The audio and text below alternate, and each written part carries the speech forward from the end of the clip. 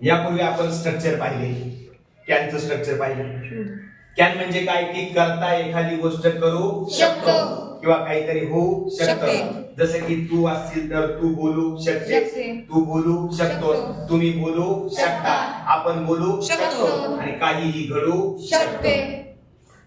त्यानंतर आपण पाहिलं शूडचं स्ट्रक्चर. शूड म्हणजे काय तर एखादी गोष्ट करत्याने करायला पाहिजे किंवा एखादी गोष्ट करायला हवी या अर्थाने आपण काय करतो हे शूड वापरत असतो. जसं की तुम्ही बोलायला पाहिजे यू शुड स्पीक, तुम्ही खेळायला पाहिजे यू शुड प्ले, तुम्ही अभ्यास केला पाहिजे यू शुड स्टडी, तुम्ही यायला पाहिजे यू शुड कम, त्याने यायला पाहिजे ही शुड कम, त्याने क्लासला यायला पाहिजे ही शुड गो क्लास, तिने जायला पाहिजे शी शुड गो, तिने शाळेत जायला पाहिजे she should go to school, मुलींनी शाळेत जायला पाहिजे girls should go to school, सर्व मुलींनी शाळेत जायला पाहिजे all girls should go to school. हे आपण त्यांचे शूडचे सर्व सेंटेन्सेस पाहिले. त्यानंतर मस्ट पाहिला. मस्ट म्हणजे काय जवान, तर मस्ट म्हणजे कर्त्याने एखादी गोष्ट केलीच पाहिजे. इथं काय असतं 100% ऑब्लिगेशन असतं. ऑब्लिगेशन म्हणजे काय तर बंधन, म्हणजे ते काम करायलाच पाहिजे.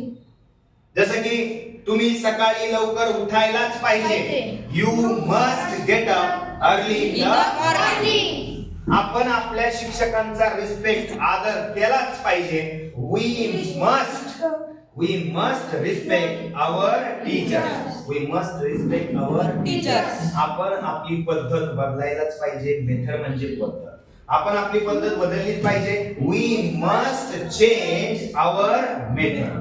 तुम्ही शाळेत जायलाच पाहिजे you must go to school. आपण खेळायलाच पाहिजे, खेळलंच पाहिजे वी मस्ट प्ले.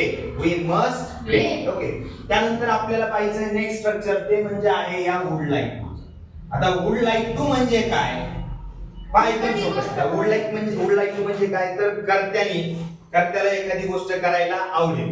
आता आपण काम करतो बरोबर, पण त्या कामामध्ये आपल्याला काहीतरी एखादी गोष्ट करायला आवडेल असं जेव्हा आपल्याला म्हणायचं असतं तेव्हा आपण काय वापरणार तिथं वुड लाईक टू हे स्ट्रक्चर वापरणार. काय मग वुड लाईक टू म्हणजे काय तर कर्त्याला एखादी गोष्ट करायला आवडेल. येते लक्षामध्ये. चला मग काय स्ट्रक्चर या वुड लाईक टूचं पहा. Subject plus would like to. Subject plus would like to. त्यानंतर काय येतं समोर मुख्य रूप.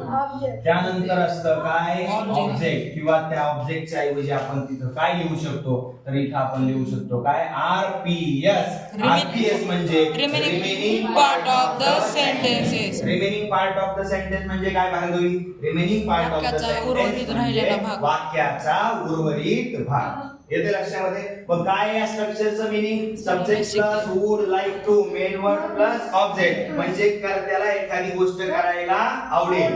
एखादी गोष्ट करायला आवडेल. मग इथे लिहूयात आपण काय की एखादी गोष्ट किंवा एखादी क्रिया.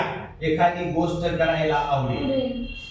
एखादी गोष्ट करायला आवडेल.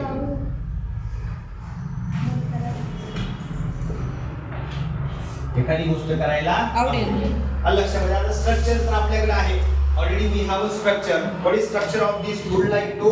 Subject plus would like to plus main verb plus object. आता इथं फक्त आपल्याला काय करायचे वर्ड्स पुट अप करायचे. मग आपल्याला सर्वच्या सर्व पर्सनल प्रोनाउन्स म्हणजे जे व्यक्तिवाचक किंवा पुरुषवाचक सर्वनाम आहेत ते माहिती आहेत. किती एकूण how many personal pronouns are there in English. How many personal pronouns are there. किती आहेत 8. कुठले कुठले मग I he, she, it, they, we, you and second you. You and you. So these are 8 personal pronouns. Okay. चला मग आता एखादी गोष्ट करायला आवडेल म्हणजे नेमकं काय. आता इथं जसं की मला जायला आवडेल. मला जायला आवडेल.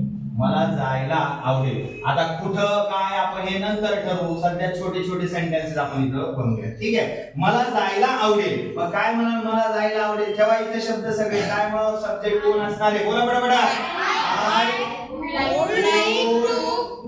I would like to go.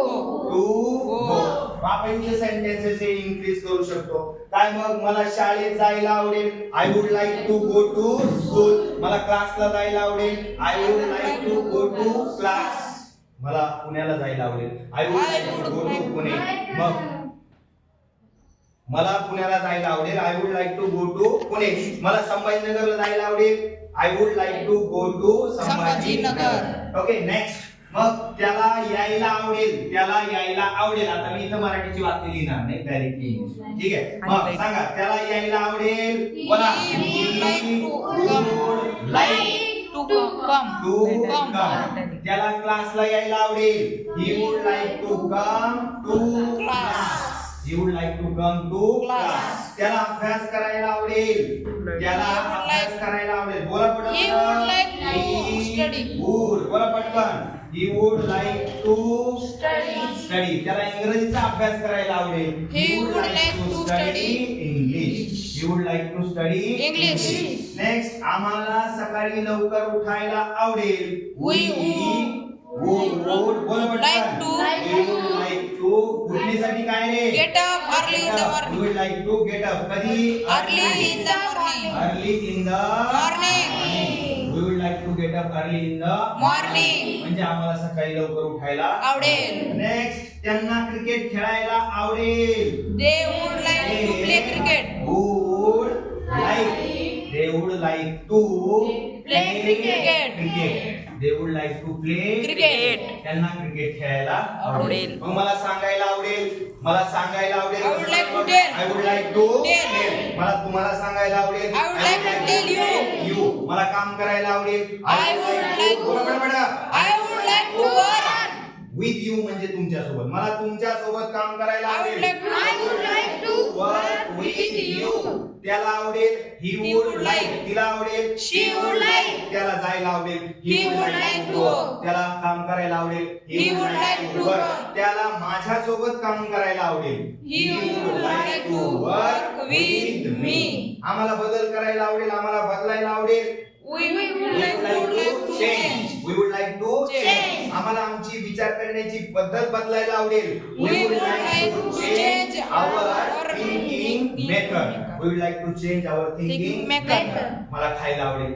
I would like to eat. मला एक सफरचंद खायला आवडेल. I would like to I would like to eat an apple का apple.